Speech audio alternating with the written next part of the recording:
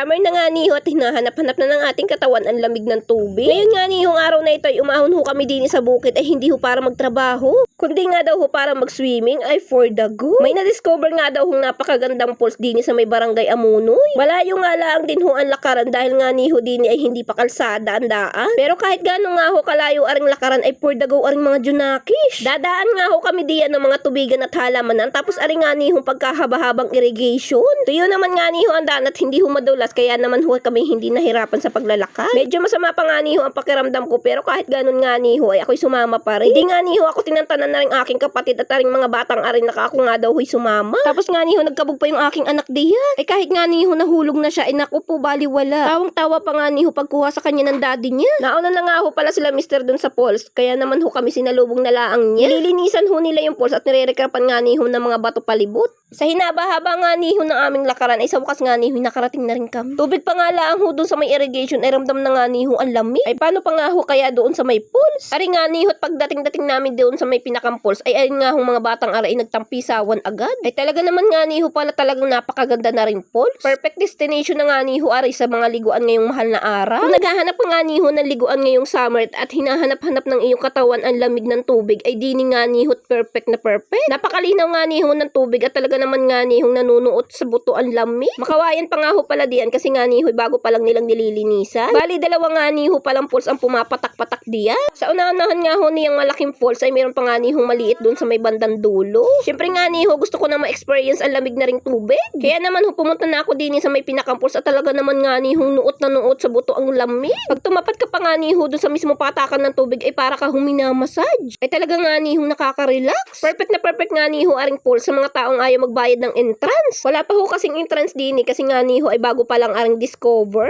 Ano pa bang hinihintay mo? Halika na, akitin mo na ang iyong mga tropa. Sobrang lamig nga niho ng tubig ay nakakapanginig agad. Pinagbabalakan nga ho pala aring gawin ng resort soon. Pag nga daw ho nakalsada na yung daan din sa may barangay Amunoy. Kaya nga niho sa mga gustong maligo diyan ay pumunta na nga niho kaya't wala pa nga nihong bayad. Maglalakad ka nga lang ho muna ng pagkalayo-layo. Worth it naman nga niho ang lakaran kapag narating mo na nga niho aring napakagandang falls. Sa katabi nga niho na ring malaking falls ay meron ho parang bubbles na mini fall. Tapos doon naman nga niyo sa banda-bandang unahan ay meron naman nga niyong maliit na patak-patak. Syempre hindi ho ako papayag na hindi ko yun may experience. Tapos, mga idol, andun yung malaki.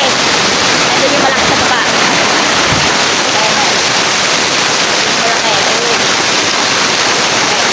Yung maliit. Oh. Yung medyo taas. Tara, try natin maligo naman dito.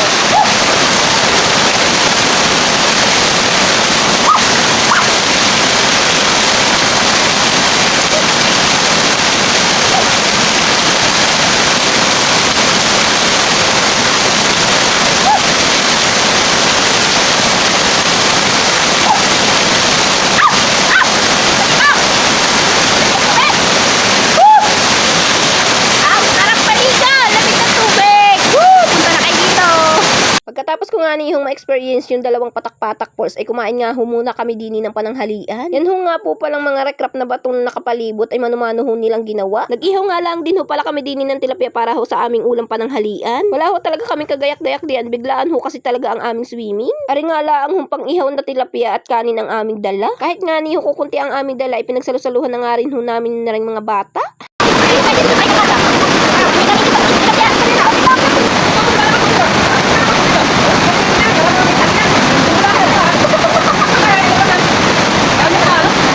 Habang kami nga ho din ay kumakain, nagpatuloy naman nga niho aring tatlo sa pagre-recrap na ring falls. Madami-dami pa nga niho ang kanyang recrapin diyan at linisin sa palibot na ring falls. Ang dami pa ho kasing naghambalang ng mga kawayan sa palibot niya. Pero kahit papaano nga niho ay nalinisan na aring falls at lumitaw na ang tunay niyang ganda. Isa na naman nga niho ito sa madadagdag na falls din sa Mahayhay. At dadayuhin ng mga tao soon.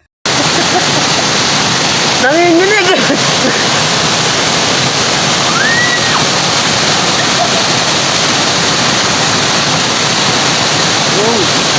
Doon sa loob! Maranasan niyang magloob!